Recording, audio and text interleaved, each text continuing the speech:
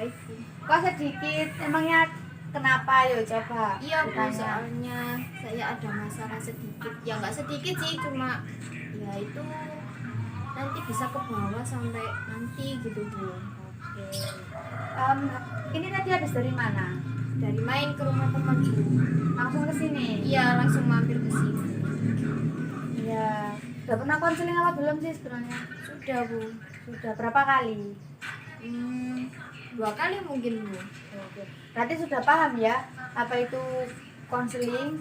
Iya Bu. Yaitu ulas kembali. Jadi konseling itu kan proses pemberian layanan di mana ibu sebagai konselor, Mbak Indah ini sebagai konselingnya, yang dimana ibu akan membantu meringankan atau kayak menemukan solusi dari masalah Mbak Indah. Tapi bukan ibu yang menentukan solusinya, tapi Mbak Indah sendiri. Dan tentunya di dalam konseling itu ada asas-asas yang harus kita patuhi. Salah satunya itu asas keterbukaan dan asas kerahasiaan. Nah, asas keterbukaan itu Mbak Indah itu harap tidak menutupi apapun yang Mbak Indah rasakan, biar nanti masalahnya itu bisa tuntas, nggak setengah-setengah gitu. Nah, terus untuk asas kerahasiaannya itu Mbak Indah nggak perlu takut rahasianya bocor ke orang lain, karena kita dalam konseling ini menerapkan asas kerahasiaan, di mana apa yang kita bicarakan, apa yang kita lakukan saat ini tuh secara rahasia, tidak ada orang yang tahu, dan ibu juga tidak akan menceritakan kepada siapapun begitu. Ada yang perlu ditanyakan? Kalau saya bukannya nggak percaya ya Bu ya. Tapi kan orang kadang kan keceplosan itu gimana Bu? Apa tetap dirahasiakan gitu? Ya, yang pasti masalah Mbak Indah akan tetap dirahasiakan. Mungkin keceplosan itu, tapi keceplosan itu kan manusiawi ya. Tapi kalau sadar itu sudah keceplosan, mungkin tidak akan diteruskan lagi. Jadi, keceplosan langsung alihkan. Saya akan mengalihkan pembicaraan biar yang mendengarkan tadi tidak mengulang lagi apa yang saya bicarakan tadi gitu. Jadi Mbak Indah gak usah takut, gak usah khawatir, tenang saja. Oke, jadi apa yang Mbak Indah rasakan saat ini? Itu Bu, saya itu merasakan saya itu ada masalah Bu. Ketika di kelas itu, ketika saya angkat tangan untuk bertanya, kan ada teman saya presentasi gitu. Kadang gurunya kan presentasi, saya itu angkat tangan mau bertanya. Terus kenapa saya itu nggak pernah dipilih gitu Bu, malah milih yang lain gitu, padahal kan saya sudah angkat tangan duluan. Jadi sejak itu saya sudah tidak mau angkat tangan lagi Bu, tidak mau bertanya lagi. Mbak Indah tadi mengatakan saya punya masalah. Ya, kenapa Mbak Indah menganggap itu sebuah masalah? Ya karena kan kayak saya itu disepelekan gitu Bu, nggak dianggap ada gitu, padahal kan saya sudah angkat tangan duluan daripada yang lain. Itu terjadi baru-baru ini saat kuliah atau sudah dari tahun-tahun sekolah yang lalu? Dari SMA Bu. Dari SMA. Untuk SMP-nya gimana? Untuk SMP tuh saya belum berani untuk bertanya-tanya gitu. Mbak Indah SMA-nya jurusan IPA Bu. IPA Di SMA N1 Weringanom. berarti negeri ya? Ya. Kira-kira nih ibu kan ini cuma itu ya, ibu kan biasanya juga pernah jadi mahasiswa. Jadi bertanya itu ada yang cuma cari nilai, ada yang benar-benar tidak paham. Nah, ibu mau tanya Mbak Indah ini bertanya itu memang benar-benar tidak paham atau mau mencari nilai tambahan saja? Karena kan biasanya kalau bertanya itu kan ada poin plusnya. Saya kalau bertanya itu tergantung ya Bu. Kalau misalnya itu bertanya suatu kewajiban gitu kan cuma nilai ya Bu yang dikejar. Tapi kadang kan saya itu benar-benar nggak paham gitu Bu. Tapi waktu itu kok saya itu nggak pernah dipilih gitu. Itu Bu yang saya Terus jadi itu kan berarti Mbak Indah itu bertanya itu karena memang benar-benar tidak paham. iya Bu. Oke. Nah, apa yang Mbak Indah pikirkan saat Mbak Indah itu bertanya, angkat tangan, terus tidak ditunjuk? Itu apa yang masuk dalam pikiran? Ya saya itu kayak merasa apa saya itu nggak dianggap di sini, atau saya itu emang beda sama yang lain, atau gimana gitu Bu. Itu setiap dosen, setiap guru, atau hanya beberapa, kayak mungkin hanya dosen itu saja yang itu? Hampir semua sih Bu. Tuh. Oke, baik. Jadi dan Mbak Indah pengennya gimana Ya untuk kan, yang Mbak Indah rasakan?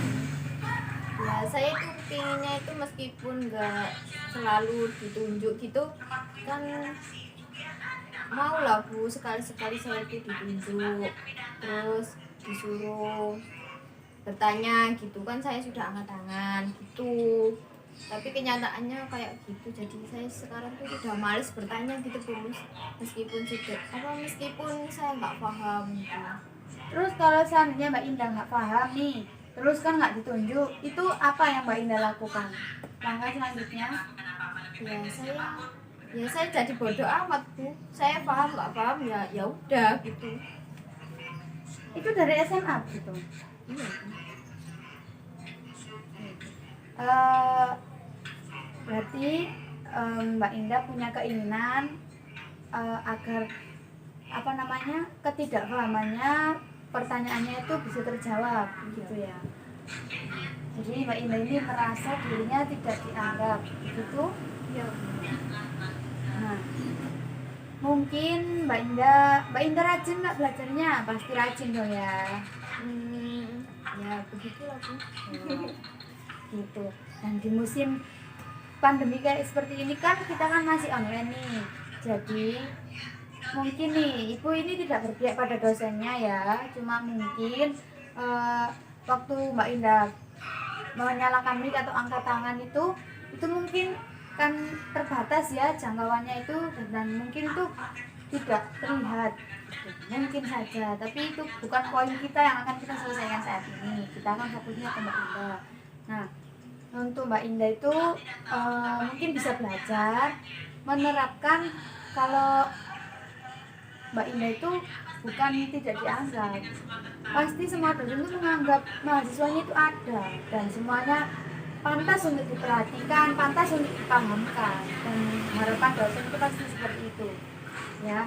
Jadi Mbak Indah belajar mungkin lewat relaksasi, kayak nanti kalau di rumah relaksasi, menerapkan kalau pikiran itu tiba-tiba masuk, kalau ada pikiran tiba-tiba masuk, saya nggak dianggap, mungkin bisa itu belajar menghilangkan pikiran itu dengan kayak menerapkan pikiran baiknya. Coba apa ya, kayak seperti menganggap Mbak Indah itu, oh saya ini mahasiswanya juga, mungkin saya tidak kelihatan, mungkin saya waktu itu sinyalnya lagi error, kan tidak sama ya sinyal itu biasanya gitu. Dan mungkin Mbak Indah biasanya, ibu mau tanya, Mbak Indah biasanya itu kalau duduk itu di depan, di tengah, atau di belakang kalau offline?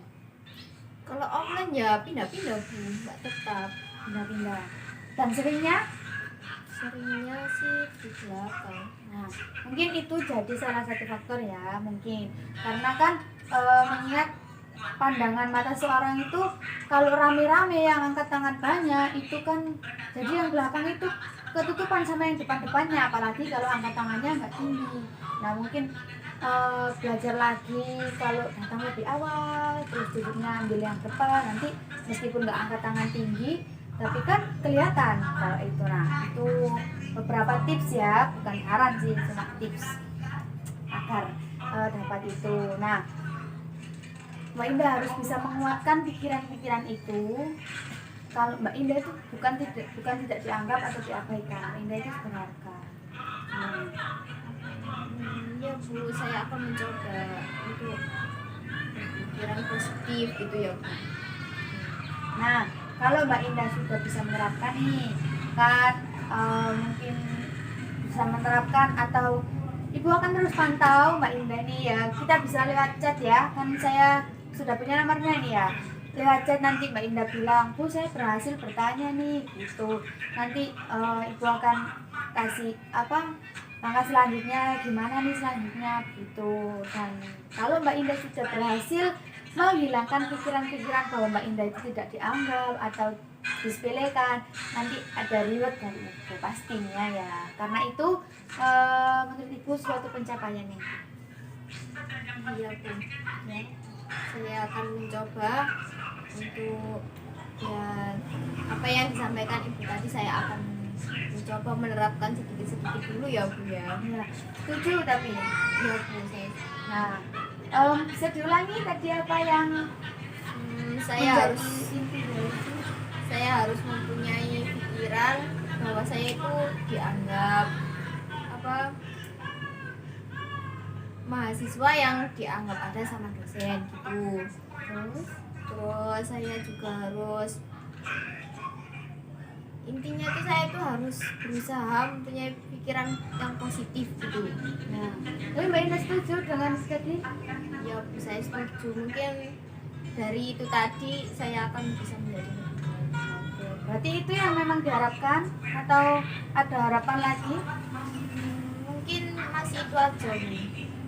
Nanti kalau mungkin konseling yang kedua nanti bisa evaluasi ya gimana perkembangannya dan apa yang Mbak Indah harapkan lagi dari masalah yang Mbak Indah rasakan. Iya. Nah mungkin sekian dulu pertemuan kita hari ini, sudah cukup ya, kita nanti lanjutkan lewat WA saja. Dan untuk hari-harinya kalau ada masalah chat saja nggak apa-apa, insya Allah kalau ada waktu kita bisa bertemu ya, kita sepakati. Terima kasih sudah mau menghubungi Ibu, sudah mau konseling dengan Ibu. Iya Bu, saya juga terima kasih sudah membantu masalah saya ini.